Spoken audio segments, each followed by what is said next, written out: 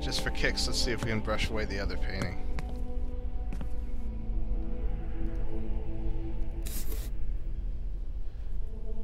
No. Okay, it was just that one. Alright, let's enter the code in.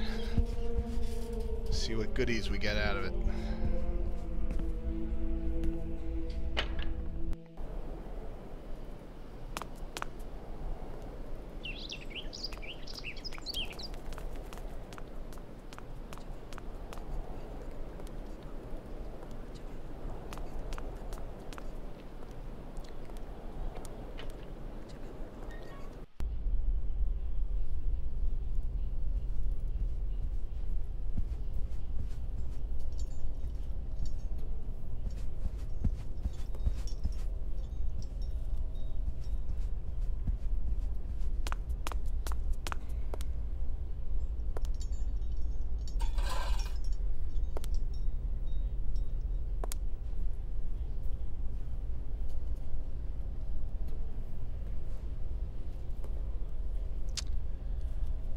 This one.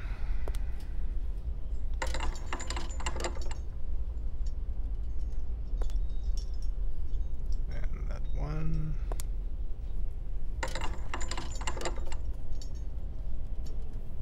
How they light when she pulls them down, I have no idea.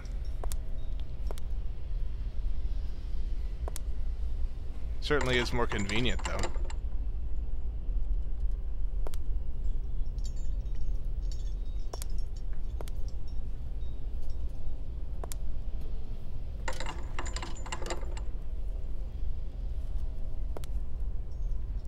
One more.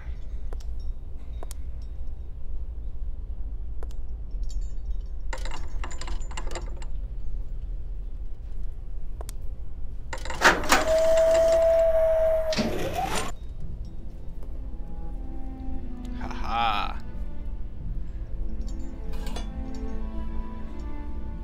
I think I know what goes in there.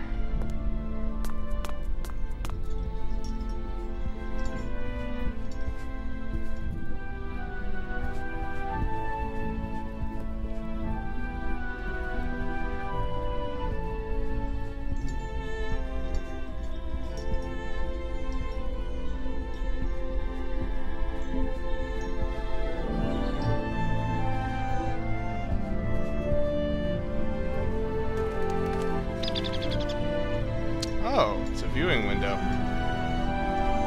Okay. Stained glass mammoth.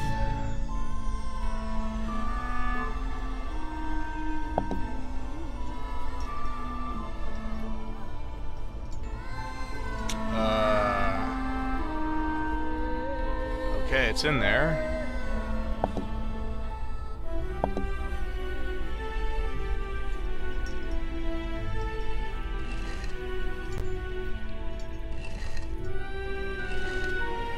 Huh.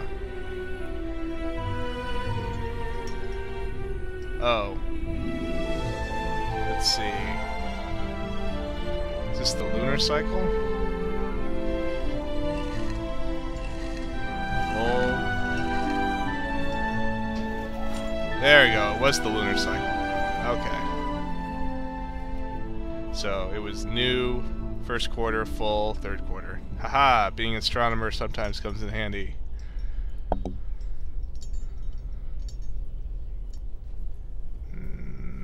Now what do I do?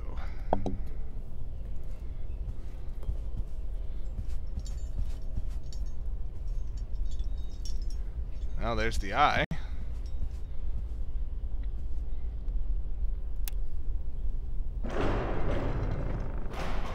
Hey, secret passage. I love it.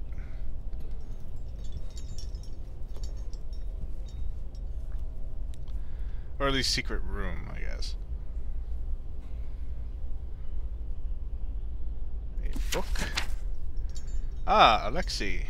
Notes and sketches from the frozen north. Okay. April 15th, 1947. I loaded my bags and provisions onto a sled pulled by several sturdy, healthy beasts, and left the Romansburg monastery, heading northwards in search of the mysterious peoples inhabiting the vast, desolate wastes of the Siberian tundra.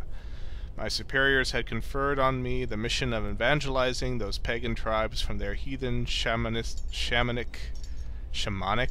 however you say it, beliefs. I traveled under the assumed identity, that of a lowly trapper. I had to be wary of the agents of the state and of the military, for whom any religious activity is suspect. They, for their part, traveled the length and breadth of eastern Siberia, trying to convince the villagers of the debatable benefits of collectivism. So this is back during the Communist Revolution. It took me several weeks to accustom myself to the unfamiliar harness. I found no dogs in Romansburg and had to make do with Youkis purchased from a hunter. I wonder if that's what that creature was that we set loose. If it wasn't actually a polar bear, but a Youkol thing. Oh, and turns out I was right. The Youkol is related to both seals and dogs. Okay. In the wild, the Youkol lives on the riverbanks. It is an easy capture for the trapper, as its gluttony is well documented. In winter, it gorges itself on orange salmon, a prey that it often has to share in the wild with the fierce Siberian bear, another creature very partial to fish. Now look at those eyes. Once tamed, the Youkol is an affectionate but whimsical animal. It resists all forms of disciplined training, and only if there are no dogs available is used to pull sleds. Certain Arctic peoples, however, seem to have better mastered the secret of their domestication, and the Youkol is central to their daily activities. Of all the peoples who inhabit these god-forsaken regions, I find the Youkols the most fascinating. Perhaps that is why I headed for those regions where I was most likely to encounter them. Picture of a Youkol religious mask, representing the soul messenger who guides the dying to the other world. The Youkols are fearful of him. Looks a little bit like Oscar, doesn't it? The journey was long and dangerous. It wasn't until October 27th, 1947, that for the first time I made contact with the Youkols.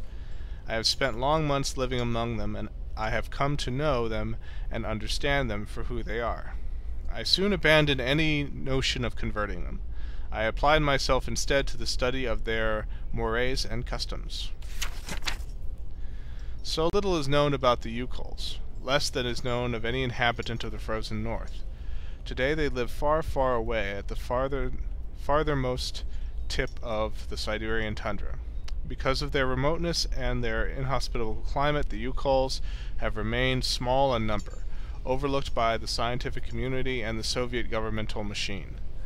The only documents available before my departure were several drawings, notes, and photographs taken 100 years ago by a Russian explorer, Marie Budrayov, or something like that.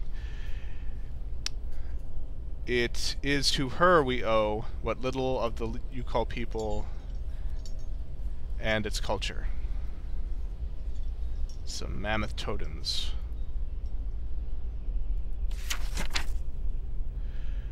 The Youkols hark back to the last ice age. Curiously, traces of their presence have been found in Western Europe, more precisely in the heart of the French Alps in the prehistoric caverns of Valladolid, where the game started.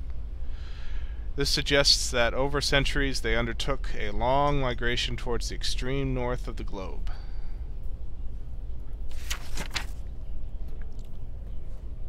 The scarred harfang. This bird is often inseparable from the Youkol shaman. It seems to be considered in turns as his friend, representative, and even his incarnation. And a picture of a Youkol shaman. Alright, and we'll continue going through Alexei's notes in the next video.